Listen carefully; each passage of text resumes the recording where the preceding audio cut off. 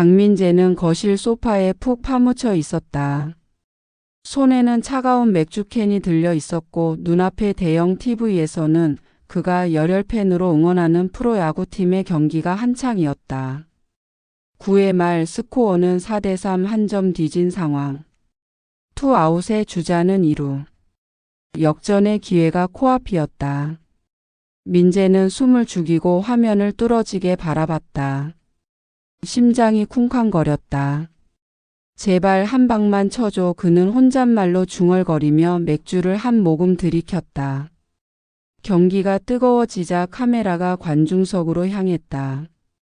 팬들의 열기가 화면을 가득 채웠다. 색색의 응원봉이 흔들리고 함성이 스피커를 통해 울려 퍼졌다. 민재는 평소처럼 팬들의 열정적인 모습에 미소를 지으려 했다. 하지만 그 순간 그의 눈이 화면 한 구석에 고정되었다. 심장이 덜컥 내려앉았다. 화면 속 그의 아내 수진이 낯선 남자와 나란히 앉아 있었다. 수진은 민재가 기억하는 그 어느 때보다 밝게 웃고 있었다. 그녀의 손에는 맥주잔이 들려 있었고 옆에 남자는 치킨 한 조각을 집어 수진에게 건네고 있었다. 남자의 팔은 자연스럽게 수진의 어깨를 감싸고 있었다. 수진은 그 팔을 뿌리치지 않았다. 오히려 남자의 농담에 깔깔 웃으며 그의 어깨에 살짝 기댔다. 불과 5초 남짓한 장면이었지만 민재에게는 시간이 멈춘 것 같았다. 뭐야 이게. 민재는 맥주캔을 쥔 손에 힘을 주며 중얼거렸다. 캔이 살짝 찌그러지는 소리가 났다. 그의 머릿속은 혼란으로 가득 찼다. 수진은 오늘 친구들과 야구를 보러 간다고 했었다. 여자들끼리 간다며 가볍게 웃던 그녀의 목소리가 귓가에 맴돌았다. 친구라며 저게 뭐야? 민재는 TV를 노려보며 이를 악물었다. 그는 전화기를 꺼내 들었다. 수진에게 전화할까 문자를 보낼까 고민했다. 하지만 손가락은 움직이지 않았다. 지금 전화해서 뭐라고 해? 야구장에서 너 본 거 같은데 옆에 그 남자는 누구야? 이렇게 물어볼 건가? 민재는 스스로에게 툭 던지듯 말했다. 목소리는 떨렸고 가슴은 점점 더 조여왔다. 화면은 다시 경기장으로 돌아갔다. 타자가 삼진을 당하며 경기가 끝났다. 민재의 팀은 졌다. 하지만 민재는 경기의 결과를 신경 쓸 겨를이 없었다. 그의 머릿속은 온통 수진과 그 남자의 모습으로 가득했다. 저 남자가 누군데 왜 저렇게 친한 거지? 그는 맥주캔을 내려놓고 머리를 감싸 쥐었다. 민재와 수진은 결혼한 지 7년째였다. 그들의 결혼 생활은 특별히 나쁘다고 할 순 없었지만 그렇다고 화려한 로맨스로 가득했던 것도 아니었다. 민재는 IT 회사에서 팀장으로 일하며 바쁜 나날을 보냈다. 야근이 잦았고 주말에도 종종 회사에서 호출이 왔다. 수진은 초등학교 교사였다. 그녀는 항상 밝고 다정했지만 최근 몇 달간 민재는 그녀가 점점 더 자신과 거리를 두는 느낌을 받았다. 대화는 점점 짧아졌고 수진이 웃는 모습은 점점 드물어졌다. 내가 너무 바빠서 그런가? 민재는 혼잣말로 중얼거렸다. 그는 수진에게 더 신경 썼어야 했다는 후회가 밀려왔다. 하지만 그 후회는 곧 의심으로 바뀌었다. 아니 그래도 저렇게 다른 남자와 치맥을 먹으면서 웃고 떠들어? 그의 목소리는 점점 커졌다. 마치 거실에 수진이 있는 것처럼 그녀를 향해 말하고 있었다. 민재는 자리에서 일어나 방 안을 서성이기 시작했다.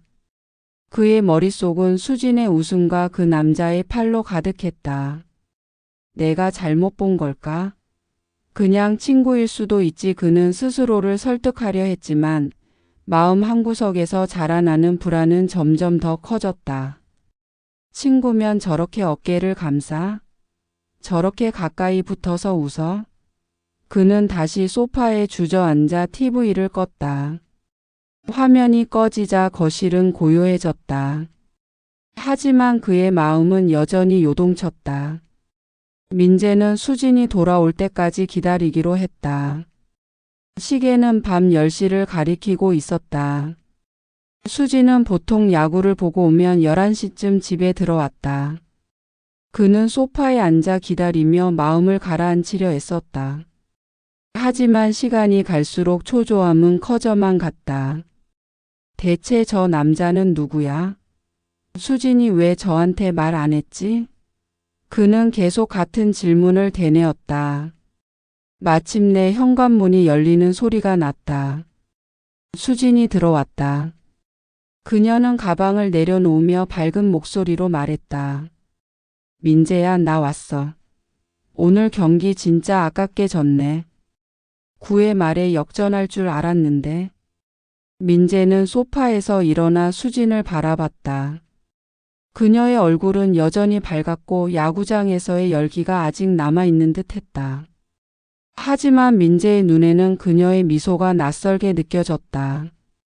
수진아, 그는 말을 꺼냈다가 멈췄다. 뭐? 수진이 고개를 갸웃하며 물었다. 오늘 누구랑 갔어? 민재는 최대한 평정심을 유지하려 애썼다. 하지만 그의 목소리는 미세하게 떨렸다. 수진은 잠시 멈칫하더니 웃으며 말했다. 친구들이랑 같이. 민정이가 표 구해줘서 같이 갔어. 왜? 친구들? 민재는 그녀의 눈을 똑바로 쳐다봤다. 남자도 있었어? 수진의 표정이 순간 굳었다. 하지만 곧 그녀는 다시 웃으며 말했다. 남자? 아, 민정 오빠도 같이 갔어.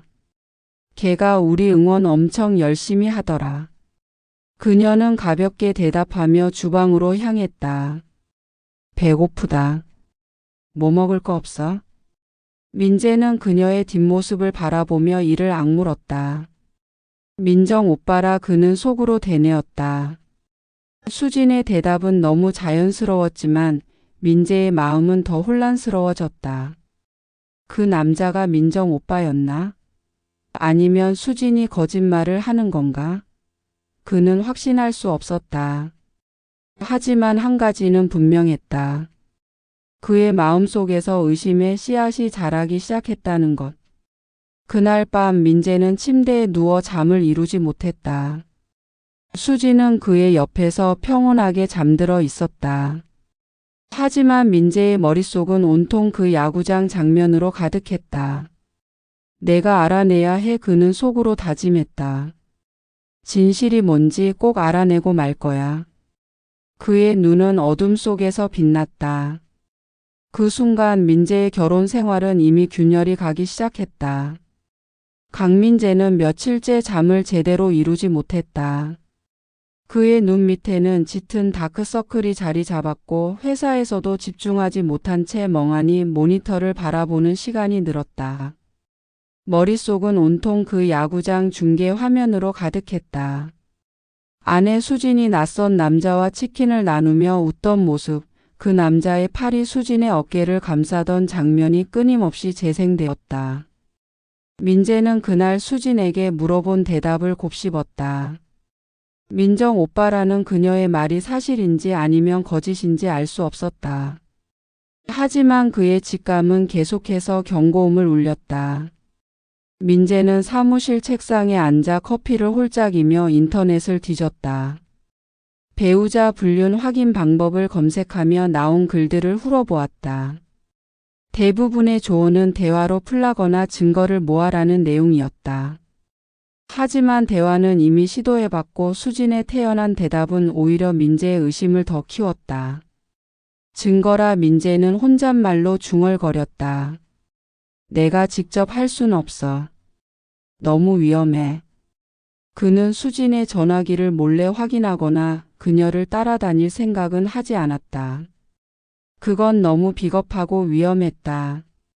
만약 수진이 정말 아무 잘못도 없다면? 그때 민재 자신이 돌이킬 수 없는 상처를 줄 터였다. 결국 그는 결심했다. 전문가의 손을 빌리기로.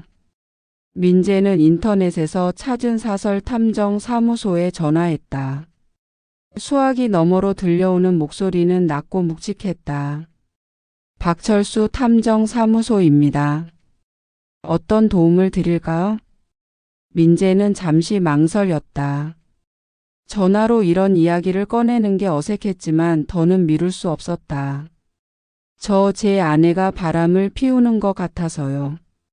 증거를 찾아주실 수 있나요?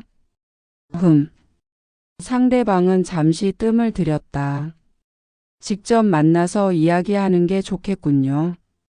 내일 오후 3시 가능하십니까?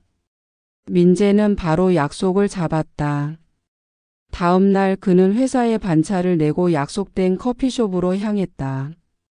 서울 도심의 번잡한 거리에 자리 잡은 작은 카페였다. 민재는 창가 자리에 앉아 초조하게 손톱을 물어뜯으며 탐정을 기다렸다. 문이 열리고 50대 초반으로 보이는 남자가 들어왔다.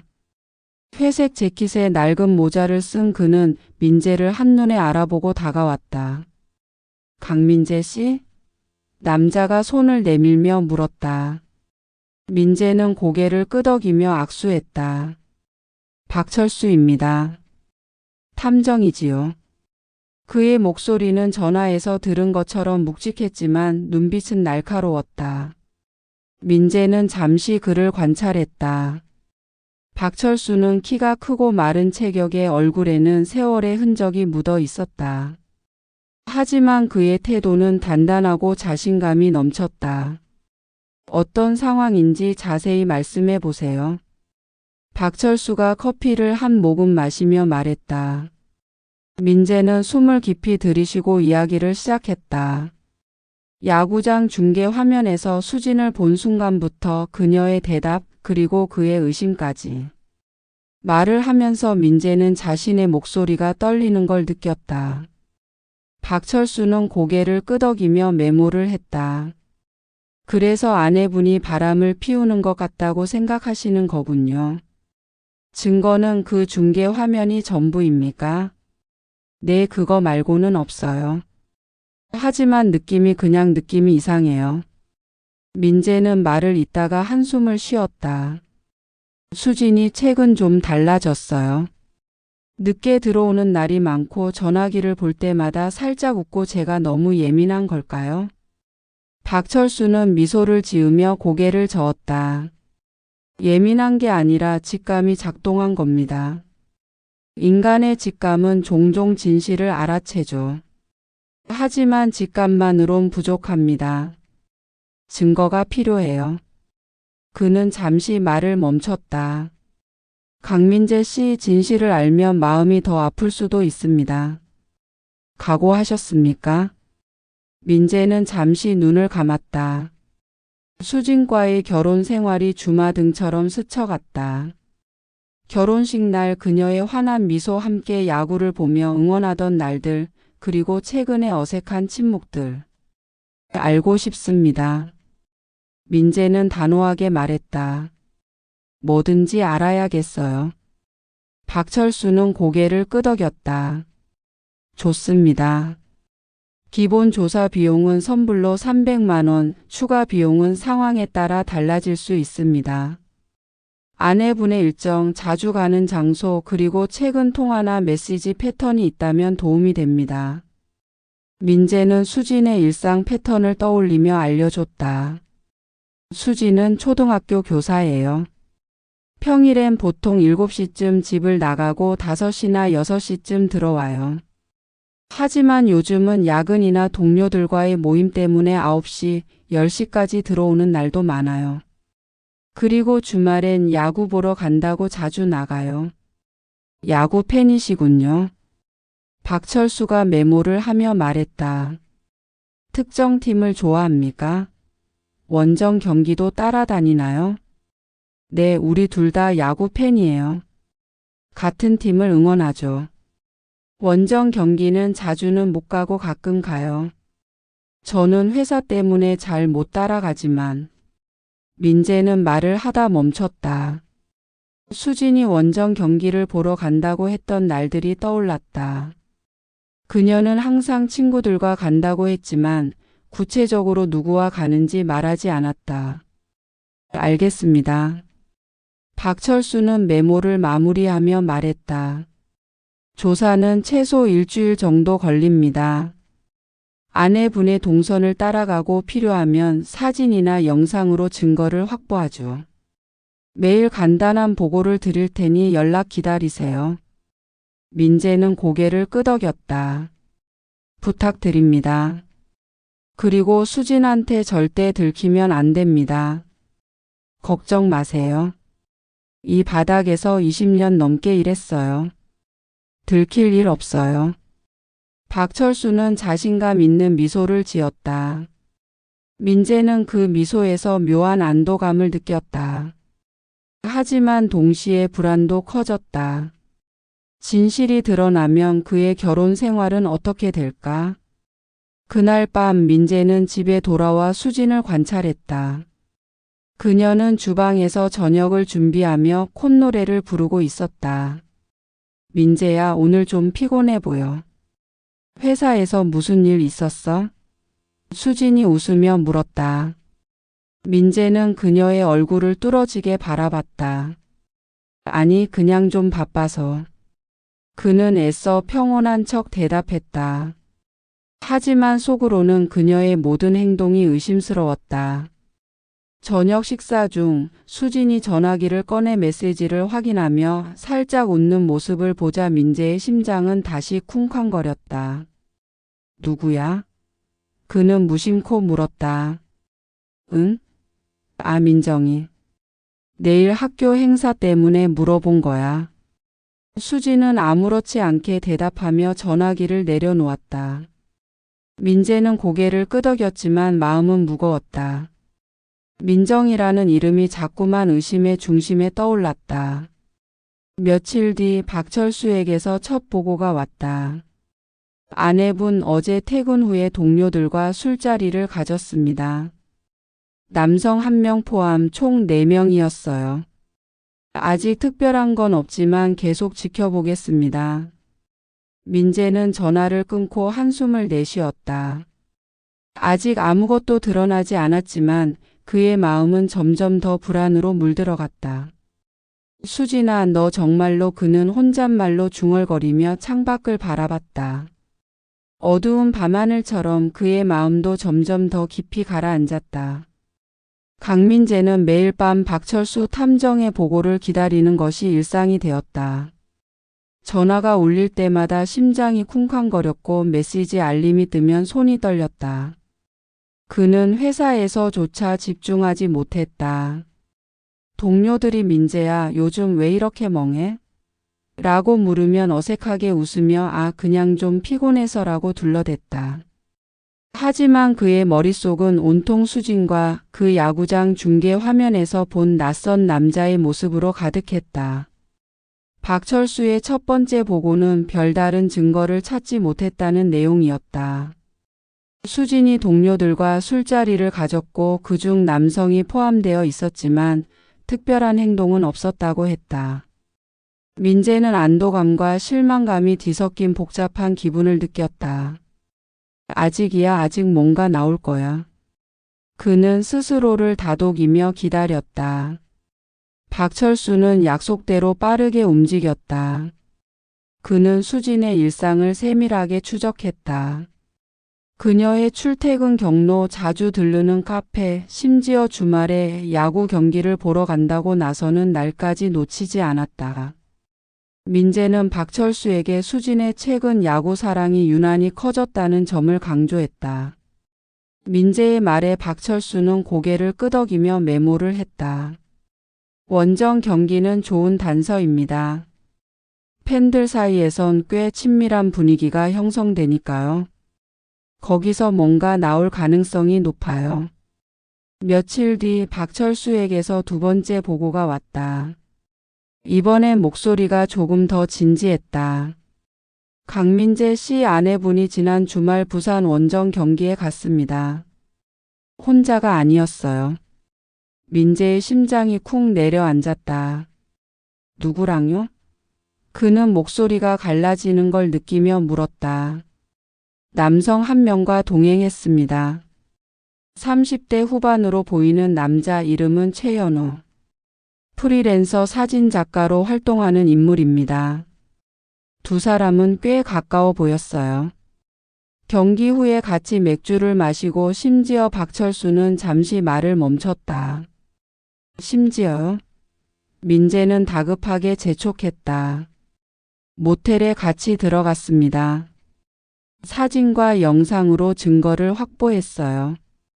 보내드릴까요? 박철수의 목소리는 담담했지만 민재에게는 천둥 같은 말이었다. 모텔 민재는 말을 잇지 못했다. 그의 머릿속은 하얗게 변했고 가슴은 터질 듯이 아팠다. 사진 보내주세요. 그는 간신히 대답했다. 그날 밤 민재는 박철수가 보낸 이메일을 열었다. 첨부 파일에는 여러 장의 사진과 짧은 영상이 포함되어 있었다. 첫 번째 사진은 수진과 최연우가 야구장 관중석에 나란히 앉아있는 모습이었다. 수진은 민재가 사랑했던 그 밝은 미소를 짓고 있었다. 최연우는 그녀에게 맥주캔을 건네며 웃고 있었다. 두 번째 사진은 그들이 경기 후 야구장 근처의 포장마차에서 치킨을 먹으며 대화하는 장면이었다. 수진의 손은 최연우의 팔에 살짝 닿아 있었다. 민재는 숨이 막혔다. 하지만 마지막 사진이 그의 심장을 완전히 찢어 놓았다. 수진과 최연우가 부산의 한 모텔로 손을 잡고 들어가는 모습. 영상에는 그들이 로비에서 웃으며 카운터로 다가가 체크인하는 장면이 담겨 있었다. 수진의 표정은 행복해 보였다. 민재가 오랜만에 보는 진심 어린 미소였다. 민재는 노트북을 덮고 소파에 주저앉았다. 이게 진짜야? 그는 혼잣말로 중얼거렸다. 눈앞이 흐려졌다. 분노, 슬픔, 배신감이 한꺼번에 밀려왔다. 그는 전화기를 들어 박철수에게 전화했다. 박 탐정님, 이게 다예요? 더 있나요? 그의 목소리는 갈라져 있었다. 박철수는 차분히 대답했다.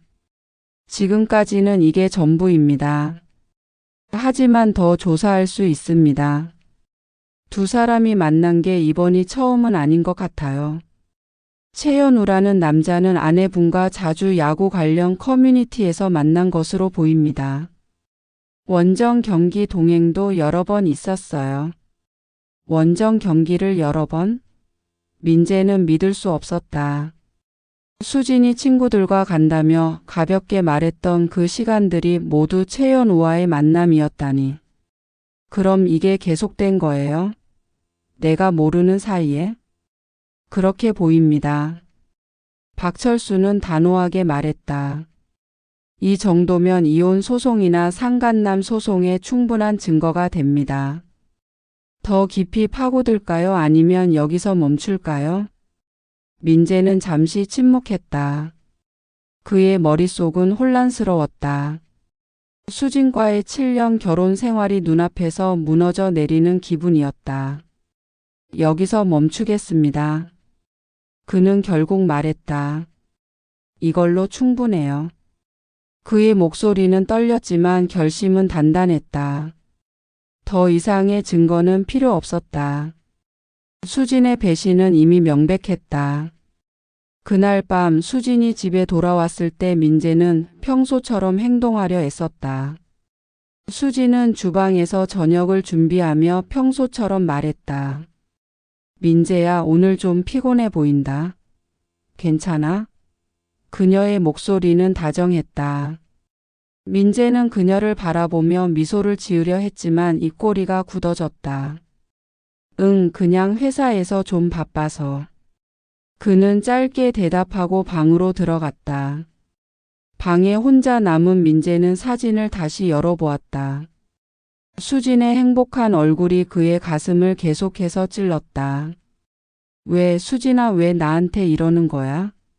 그는 혼잣말로 중얼거렸다. 그는 수진과 처음 만났던 날을 떠올렸다. 야구장에서 우연히 옆자리에 앉았던 그들. 같은 팀을 응원하며 함께 소리 지르고 맥주를 나누며 웃던 그 순간들. 그때 수진의 미소는 지금 사진 속 미소와 똑같았다. 하지만 그 미소는 이제 민재를 위한 것이 아니었다. 민재는 노트북을 덮고 침대에 누웠다. 수진은 아직 주방에서 콧노래를 부르고 있었다.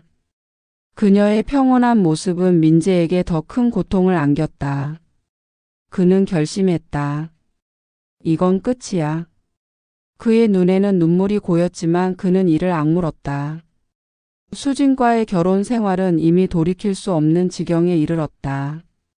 그는 다음날 변호사를 찾기로 마음먹었다. 야구장에서 시작된 이 배신의 이야기는 이제 법정으로 향할 터였다. 강민재는 변호사 사무실의 딱딱한 의자에 앉아 있었다. 그의 앞에는 깔끔한 정장을 입은 김수연 변호사가 서류를 정리하며 앉아 있었다. 사무실은 조용했지만 민재의 머릿속은 시끄러웠다. 박철수 탐정이 보낸 사진과 영상이 그의 눈앞에서 끊임없이 재생되었다. 수진이 최연우라는 남자와 야구장에서 웃으며 맥주를 나누고 손을 잡고 모텔로 들어가는 모습. 그 장면들은 민재의 가슴을 칼로 찌르는 듯 했다. 그는 손에 쥔 커피잔을 내려다보며 한숨을 내쉬었다. 김수연 변호사는 안경을 고쳐 쓰며 말했다. 강민재 씨 증거는 충분합니다. 탐정이 확보한 사진과 영상 그리고 아내분의 동선 기록까지. 이혼 소송은 물론 최연우 씨를 상대로 한 상간남 소송도 충분히 가능합니다. 그녀는 차분한 목소리로 말을 이어갔다. 다만 이런 소송은 감정적으로 힘들 수 있어요. 특히 이혼 소송은 두 분 모두에게 큰 상처를 줄 수 있습니다. 계속 진행하시겠습니까? 민재는 잠시 눈을 감았다. 수진과의 7년 결혼 생활이 주마등처럼 스쳐갔다. 결혼식 날 그녀의 환한 미소 함께 야구 경기를 보며 응원하던 날들, 그리고 최근 몇 달간 점점 멀어진 그들의 대화. 그는 이를 악물었다. 진행하겠습니다. 그의 목소리는 단호했다. 수진이 저를 배신했어요. 그 대가를 치러야 합니다. 김수연은 고개를 끄덕이며 메모를 했다. 알겠습니다. 그럼 먼저 이혼 소송을 준비하고 동시에 상간남 소송을 진행할게요. 최연우 씨의 신상 정보는 이미 확보하셨으니 소장을 작성해서 접수하겠습니다. 아내분에게 소장이 전달되면 반응이 만만치 않을 수도 있어요. 각오하셔야 합니다. 각오요? 민재는 씁쓸한 미소를 지었다. 이미 각오했어요. 수진이 저한테 그런 짓을 할 줄은 꿈에도 몰랐지만 이제 와서 물러설 순 없죠. 변호사는 서류를 정리하며 말했다. 좋습니다. 소장은 내일 접수될 겁니다. 그 후엔 아내분과 대화가 필요할 수도 있어요. 혹시 미리 이야기하고 싶으신가요? 민재는 고개를 저었다. 아니요. 수진한테는 소장이 먼저 가게 두겠습니다. 그게 더 확실할 거예요. 그의 목소리는 차가웠지만 마음속 깊은 곳에서는 여전히 수진을 향한 미련이 남아 있었다. 그는 그 감정을 억누르며 자리에서 일어났다. 부탁드립니다, 변호사님. 집으로 돌아온 민재는 거실 소파에 앉아 멍하니 천장을 바라봤다. 수진은 아직 학교에서 돌아오지 않았다. 그는 전화기를 꺼내 박철수가 보낸 사진을 다시 열어보았다. 수진의 행복한 얼굴, 최연우와의 다정한 모습이 그의 가슴을 다시 찔렀다. 왜 수진아, 왜 나한테 이러는 거야? 그는 혼잣말로 중얼거렸다. 그의 눈에는 눈물이 고였지만 그는 고개를 흔들어 그 감정을 떨쳐냈다. 그날 밤 수진이 집에 들어왔다. 그녀는 평소처럼 밝은 목소리로 말했다. 민재야, 나 왔어. 오늘 좀 늦었네. 학교에서 행사 준비하느라 정신 없었어. 그녀는 가방을 내려놓고 주방으로 향했다. 민재는 그녀의 뒷모습을 바라보며 아무 말도 하지 않았다. 그의 손은 주먹을 쥐고 있었다. 민재야, 저녁 먹었어? 뭐 먹을까? 수진이 주방에서 고개를 내밀며 물었다. 민재는 그녀를 뚫어지게 바라봤다. 수진아. 그의 목소리는 낮고 떨렸다. 수진은 그의 표정을 보고 고개를 갸웃했다. 왜? 무슨 일 있어? 민재는 잠시 망설였다. 소장이 아직 접수되지 않았으니 지금 수진에게 모든 걸 털어놓을 수도 있었다. 하지만 그는 입을 다물었다. 아니야. 그냥 피곤해서. 그는 짧게 대답하고 방으로 들어갔다. 수진은 어리둥절한 표정으로 그를 바라봤지만 더 묻지 않고 주방으로 돌아갔다. 며칠 뒤 소장이 수진에게 전달되었다. 민재는 회사에서 전화를 받았다. 수진의 목소리는 떨리고 있었다. 민재야, 이게 뭐야? 이혼 소송? 상간남 소송? 대체 무슨 일이야? 그녀의 목소리에는 분노와 당황이 섞여 있었다. 민재는 차갑게 대답했다. 너도 알잖아, 수진아. 야구장에서 다 알고 있어. 뭐? 야구장? 수진의 목소리가 높아졌다. 그게 무슨 소리야? 나 그냥 친구들이랑 간 거야. 친구? 최연우라는 그 남자가 친구야? 모텔까지 같이 들어가는 친구? 민재의 목소리는 점점 더 날카로워졌다. 전화기 너머로 수진의 숨소리가 멈춘 듯 했다. 잠시 침묵이 흐른 후 수진이 낮은 목소리로 말했다. 민재야, 그건 오해야. 제발 우리 얘기 좀 해. 오해? 민재는 씁쓸한 웃음을 지었다. 사진도 있고 영상도 있어. 너랑 그 남자가 부산에서 모텔 들어가는 거 다 찍혔어. 더 뭐가 필요해? 수진은 말을 잇지 못했다. 그녀의 목소리가 갈라지기 시작했다. 민재야, 미안해, 정말 미안해. 그냥 내가 외로웠어. 너랑은 너무 따분했어. 그래서. 따분했다고? 민재의 목소리가 떨렸다. 7년을 같이 살았는데 그게 너 말하는 전부야? 따분했다고 다른 남자랑 자고 다닌 거야? 그는 전화기를 꼭 쥐며 이를 악물었다. 수진은 울기 시작했다. 민재야, 제발 용서해줘. 나 잘못했어. 용서? 민재는 차갑게 말했다. 너 때문에 내 인생이 무너졌어, 수진아. 이제 와서 용서해달라고? 늦었어. 그는 전화를 끊었다. 그의 손은 떨리고 있었고 눈에는 눈물이 고였다. 하지만 그는 결심을 굳혔다. 더 이상 돌아갈 길은 없었다. 법정 날짜가 다가왔다. 민재는 김수연 변호사와 함께 소송을 준비하며 바쁜 나날을 보냈다. 그는 수진과의 추억이 담긴 물건들을 하나씩 정리했다. 결혼 사진, 함께 갔던 야구 경기 티켓, 수진이 좋아했던 팀의 유니폼. 모든 것이 이제 아픈 기억으로 변했다. 그는 사진을 보며 혼잣말로 중얼거렸다. 우리가 처음 만난 곳도 야구장이었는데 왜 이렇게 됐을까? 소송을 준비하면서 민재는 복잡한 신경에 빠졌다. 분노와 슬픔 그리고 수진을 향한 미련이 뒤섞였다. 그는 수진이 울며 빌던 목소리를 떠올렸다. 내가 정말로 따분했나? 그는 스스로에게 물었다.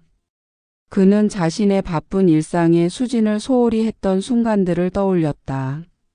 하지만 그건 배신을 정당화할 이유가 되지 않았다. 너 잘못이야, 수진아. 그는 이를 악물며 말했다. 법정 날이 다가오자 민재는 마음을 다잡았다. 그는 더 이상 수진의 눈물을 믿지 않기로 했다. 야구장에서 시작된 이 배신의 이야기는 이제 법정에서 결판날 터였다. 그는 김수현 변호사와 마지막으로 전략을 점검하며 말했다. 변호사님 꼭 이겨야 해요. 수진과 최연우 둘 다 대가를 치르게 하고 싶어요. 김수현은 고개를 끄덕였다. 걱정 마세요, 민재 씨.